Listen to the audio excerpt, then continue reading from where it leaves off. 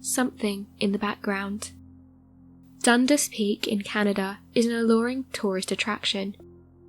Its stunning viewpoint overlooks Hamilton City and is a glorious sight to behold. The splendour of colours all around the peak is enough to soothe the restless souls who want to visit it. The destination is particularly popular in the fall, when the leaves turn from green to rusty hues of red and yellows, casting a spell of beauty over the national park. 140,000 tourists came to Dundas Peak in 2016. One of those tourists was a woman by the name of Kim. She wished to recreate some photographs her cousin had taken months prior. The trip was a light-hearted one with Kim and her friends, who set up their photography equipment around the peak with a desire to take a few panoramic shots. It was when something flashed with light in the camera that Kim noticed something on a nearby tree branch just above a gorge. With intense curiosity, she reached out to get what she realised were a set of keys dangling on a branch. She was concerned they would fall and leave someone stranded without their car. She reached out and managed to obtain the keys for a Hyundai. Once the sun began to set and the twilight sky illuminated the famous peak, the group decided to head back to their car and return home. As beautiful as the park was, they didn't want to stay there after dark. The group was one of the last hikers to leave the area for the night. It was only then that Kim noticed a Hyundai was still parked in the car park. The car, according to Kim, was visibly filthy and hadn't been used in a long time due to how run down it looked. The group decided to return home, not wanting to wait pointlessly until it got pitch black for the owner to appear. So Kim placed the keys on the roof and hoped the owner would find them. Days later, a police report declared a woman had gone missing in the Dundas Peak area, and that car belonged to her, left to the ruthless element as its owner had disappeared. The Reddit user, who claimed to be a friend of Kim's, shared the pictures they had taken at the peak, alongside the ones taken by Kim's cousin. The Redditor realised there was something eerie hidden in the background of the cousin's photos, and sought the help of Reddit to help him figure out an explanation for what they were seeing. In the background of the image stood an unnaturally thin humanoid figure, dressed in grey with no visible face. The mysterious figure doesn't appear in any other photographs taken at the peak. Kim attempted to disprove the claims that they were just a brave hiker. However, the spot this humanoid figure was spotted in was completely inaccessible. The description of the missing woman fit the appearance of the ghost-like figure perfectly: jeans and a grey sweater. Countless people have gone missing in the area within the past several decades. Some people suggest the figure was the forlorn, restless spirit of the unfortunate hiker who met her doom in the wilderness of the peak. Still, many others argued it to be a trick of the light, melting ice, or an illusion. In the end, no one can truly say for certain what they found in that photograph. But what is for sure is the fact they may have lost their lives to the unknown forces that dwell between the trees. Eilean Mor Lighthouse Disappearance. The Flanin Islands, a group of islands also known as the Seven Hunters, is no place for the faint-hearted. This is because there are many hidden cracks and crevices, and too many nooks to get lost in, with an eerie sense in the air. For decades, the islands lay uninhabited by human life. That is, until the early 1800s. This was when a group of lighthouse keepers were called in to watch over and maintain the lighthouses built on Eilean Mor, as well as welcome any seafarers that happened to drop by. Thus began a nautical tradition that lasted throughout the 19th century. Throughout 1900s, 3 lighthouse keepers were stationed at the Eilean Mor and were responsible for taking care of the island, walking along it and keeping an eye on things. These 3 men were Thomas Marshall, James Ducat, and the chief lighthouse keeper, William MacArthur. However, on the night of December 26, 1900, a relief boat carrying supplies and crew arrived on its shores. It was scheduled to sail to the island several days before, but had been delayed due to the growing storm that had been threatening to wreck the island for days. The boat, manned by Captain James Harvey, had finally arrived to bring over Joseph Moore, the replacement lighthouse keeper. But when they docked and left the ship, they were surprised to find no one was there to greet them, as was customary for the keepers to do so at the time. Moore ascended the steep stairs leading to the lighthouse with an overwhelming sense of foreboding. When he reached the front door, he immediately noticed something was amiss.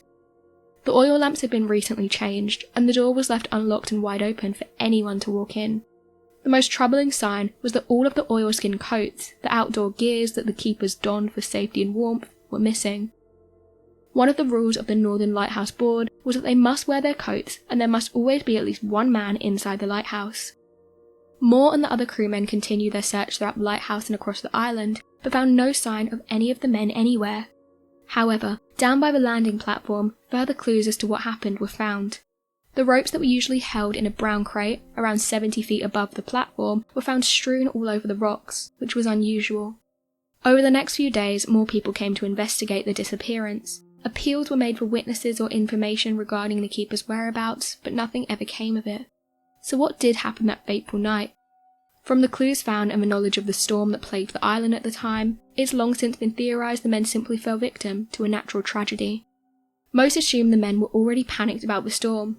Marshall and Ducat, both previously branded negligent for leaving their equipment out during fierce gales, left the lighthouse to secure their equipment, only to be hit by an unexpectedly large, powerful wave.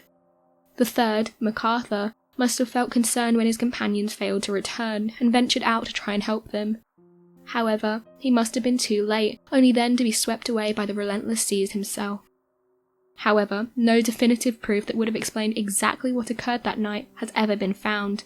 This leaves spectators, journalists, and police officers alike to ponder the truth. Over the following decades, subsequent lighthouse keepers continued to inhabit the island, keeping watch over their lighthouses and braving the icy Scottish seas.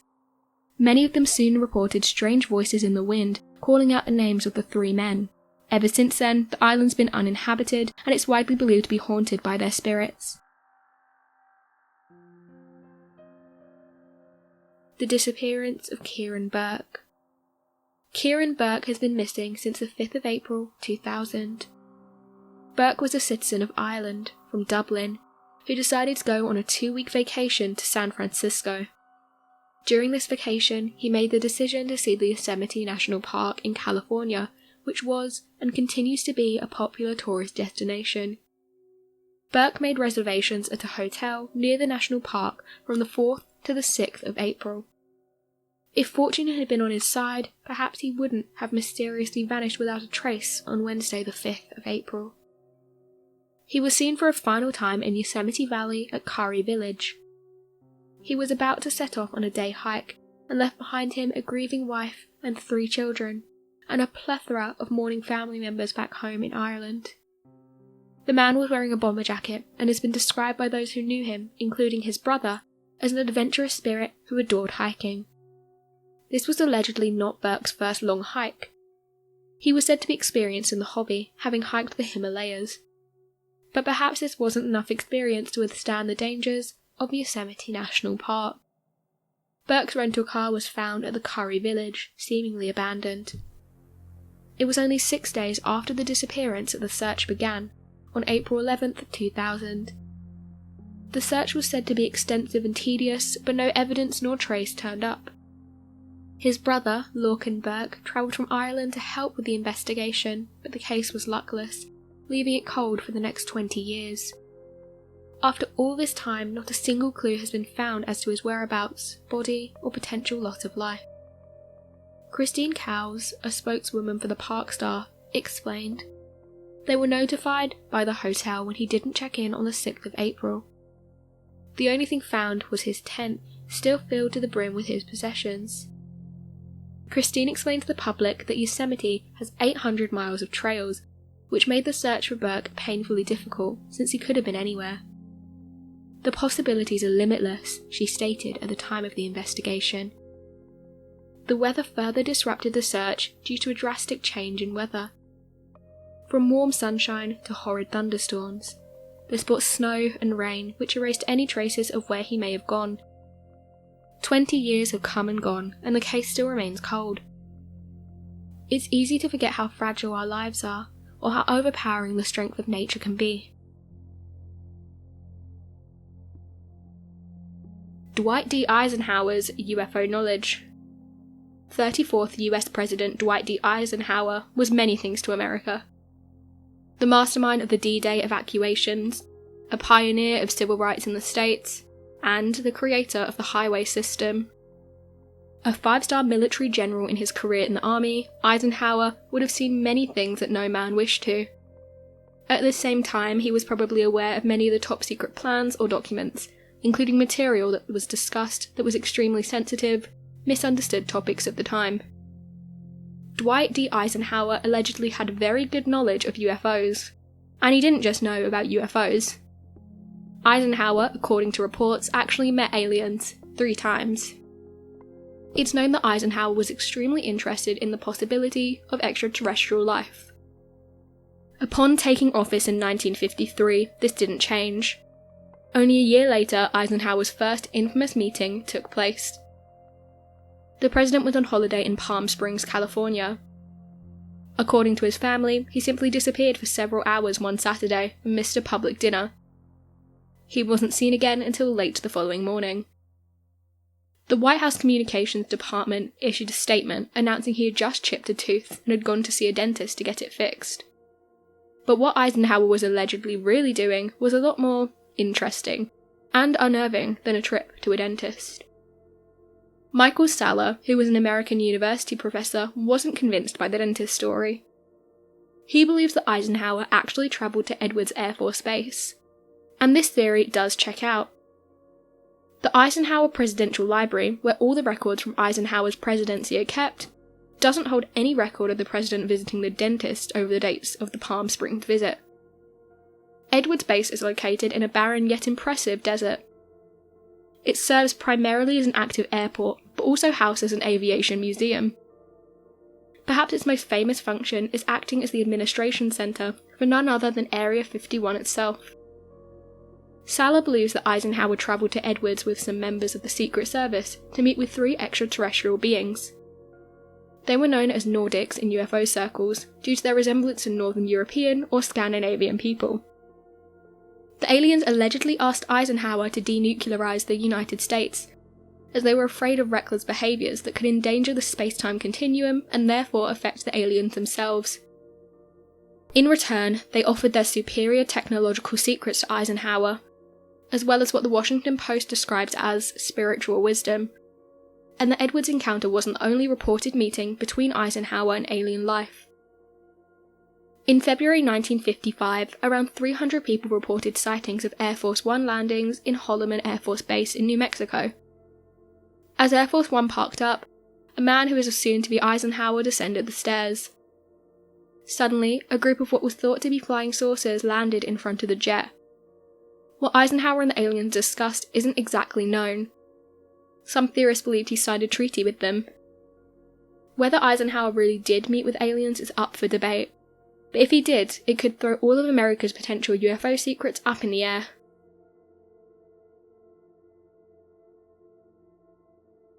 The design of a flying machine invented by a Brazilian priest. Bartholomew de Gusmão, a Brazilian priest and inventor, made huge advancements in aviation during the early 18th century. The motivation and inspiration leading to the development of his flying machine was by watching the interaction between a soap bubble and a flame. The rising action paved the way for his flying machine design.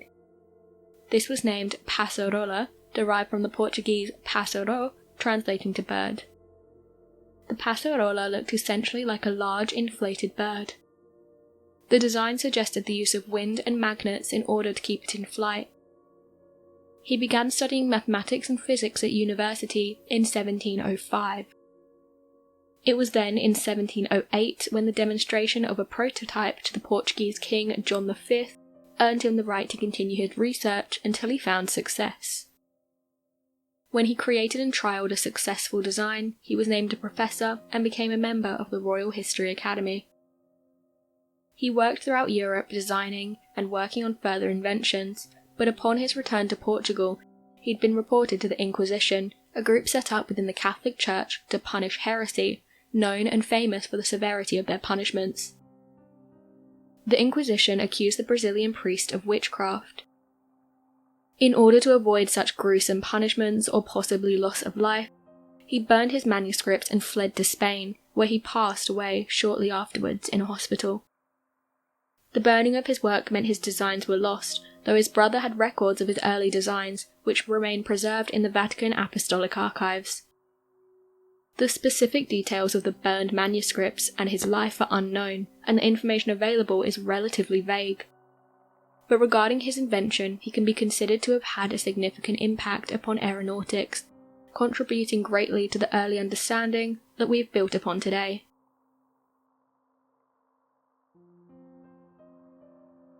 The woman who was missing for 2 years. 46-year-old Angelica Geishan left her home in September 2008 without providing much explanation to her family. They only knew that she wished to go live with her brother in Ecuador.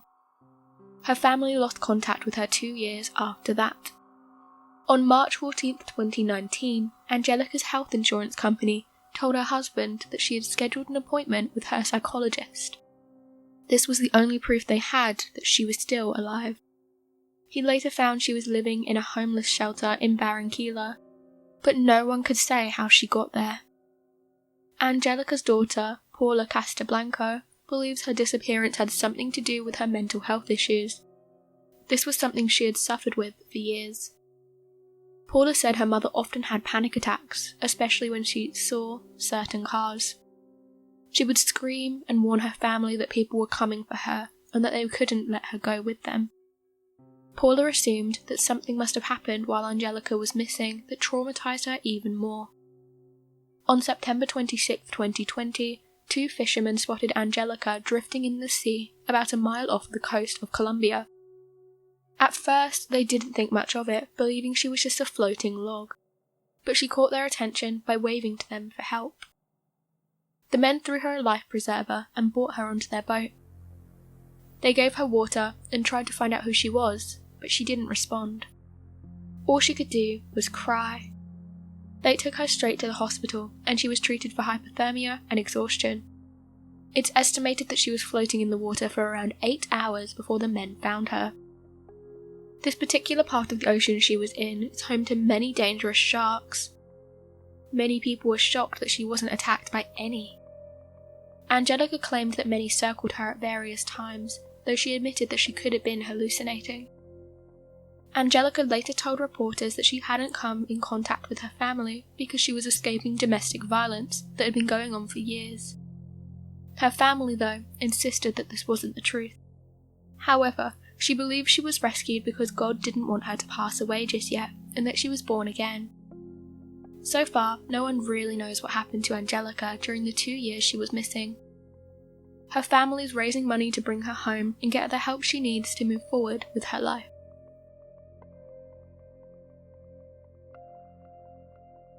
Fishermen lost at sea for 9 months.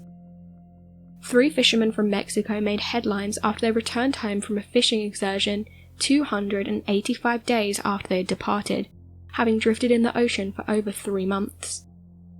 The men, along with another fishing guide and the owner of the boat, left from a fishing village for a shark fishing expedition but lost their heavy shark tackle and mistakenly ran out of fuel searching the waves for it.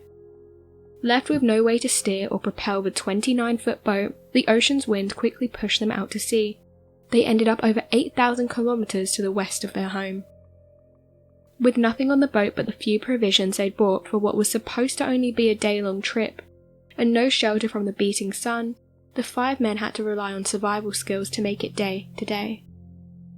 They fashioned makeshift fishing lines from engine cables taken from their now useless engine, and caught and ate raw fish and seabirds, and collected rainwater for drinking. However, the owner of the boat and the 3rd fisherman passed away due to starvation and had to be thrown overboard. They occasionally saw larger boats in the distance, although sometimes there would be a month or more between sightings. This allowed them some hope of being rescued, even as they grew more and more emaciated. However, none of these boats spotted them, until one day a Taiwanese fishing boat rescued the men near the Marshall Islands. It had been 285 days since the crew had seen dry land, which is one of the longest cases of record of survival after being lost at sea. Clocking in at just over 9 months, the 3 men were lucky to have been able to survive that harrowing ordeal. Their survival was largely due to the fact that they were drifting in fairly calm waters that were free of hurricanes, where there was frequent rain and cloud cover. There is no doubt with just a little less luck, these men would have passed away due to deprivation of food, just like their other 2 crew members.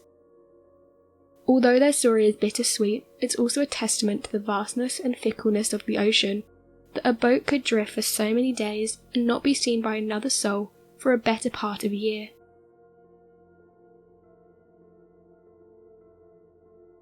Fran Drescher. Fran Drescher believes she's been abducted by aliens.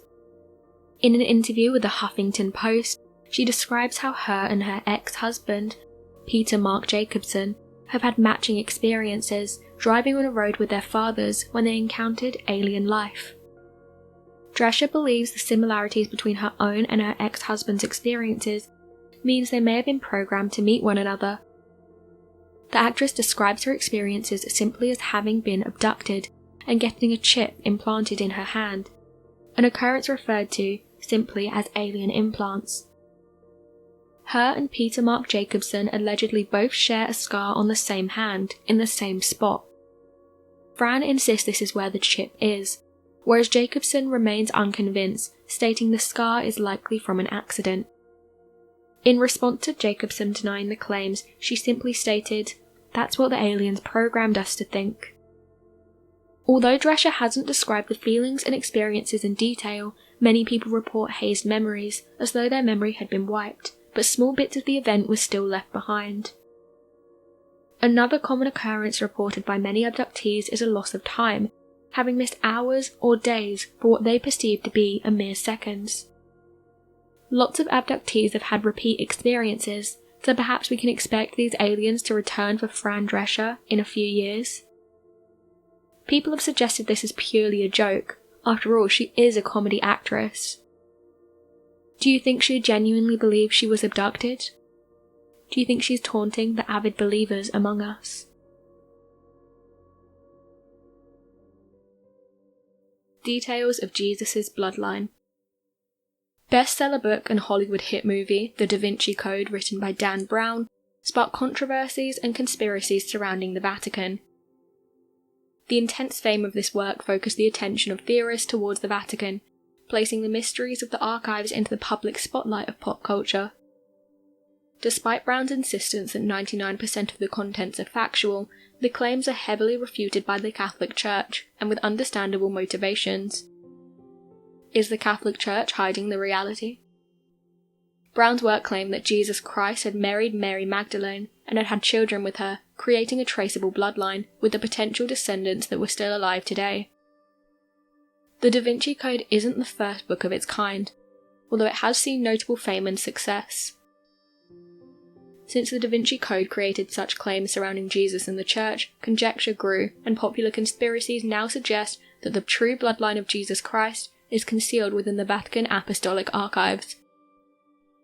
One piece of supposed evidence for the theory that Jesus had a wife and children and subsequent descendants alive today is that there's little known about Christ between his birth and early childhood and the years before his death in his early 30s. The focus of Christ's life within the Bible is largely on his birth and work leading to his crucifixion, hence the Christmas and Easter celebrations. But then, what was Jesus doing with the other 20 years of his life? This is a question many have begun asking. For many, marrying, having children, creating a family is a probable assumption. It's certainly the one made by Dan Brown. The Bible states that Mary of Magdala was a follower and travelled with Jesus.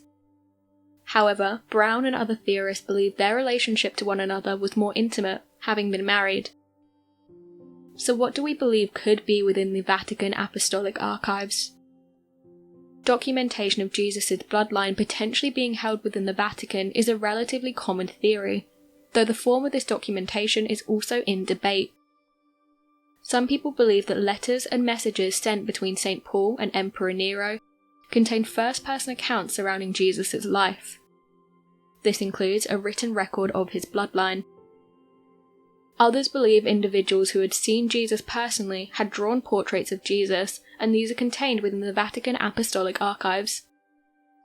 The earliest publicly known portraits of Jesus were created approximately 200 years following his death. Why does the Catholic Church need to protect the knowledge surrounding his bloodline if it is indeed contained within the archives? The answer here is likely rather simple. Evidence of Jesus' bloodline has the potential to contradict the teachings of the Church and therefore undermine Holy Scripture. The implications of Jesus having descendants is a complicated thought. If the relatives of Christ and therefore the relatives of God were alive and accessible, then the role of the Pope would be far less significant. However, realistically, after tracing a bloodline for hundreds of generations, the vast majority of people would be related. Tracing a bloodline back only 20 generations could find up to 1 million relatives, and with the ever-increasing population, locating the closest descendant would be an ever-challenging task.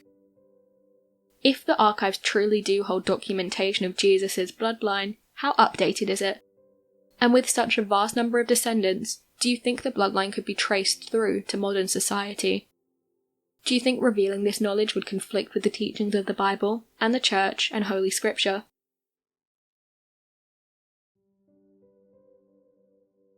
Mysterious object found in space. A recent astronomical discovery has been made, an odd object within space. So far, as of June 2020, scientists have concluded that the occurrence is either the lightest black hole or the largest neutron star we've ever discovered. This new astronomical item was reported on by the Astrophysical Journal letters. They detailed the procedure and findings of the study that led to this discovery. The finding of this astronomical discovery began with scientists conducting a study involving the analysis of gravitational waves. In August of 2019, scientists observed a black hole. This turned out to be 23 times larger than the Sun. They saw it collide with this unidentified object of 2.6 solar masses, a solar mass being the mass of the Sun. Scientists are currently acting under the assumption the unknown object the black hole collided with is either the lightest black hole to be discovered or a ginormous neutron star. So what's the difference? A neutron star is an incredibly dense star at its core. There are subatomic particles that align side by side. Our understanding had been that if a neutron star exceeds 2.1 solar masses, the gravitational pull causes the star to collapse in on itself, therefore creating a black hole. What makes this possible black hole, possible neutron star discovery so exciting is the object hasn't collapsed on itself, but it does exceed 2.1 solar masses. Scientists haven't confirmed this to be an observation of a collision between a black hole and a neutron star, as there's simply too much we're unsure of to form solid conclusions. One member of the international team that conducted this research, Charlie Hoy, commented on a statement given to the gravitational wave detector. He noted that this research had the potential to revolutionize our understanding of astronomy. He highlights that with growth and development of new equipment and technology, scientists will be able to determine the precise locations of neutron stars and black holes within the universe. Equipment will become more and more sensitive to smaller stimuli. More and more unexplained findings are being stumbled across each day, and as research develops, we can only hope to stumble across more answers to these questions.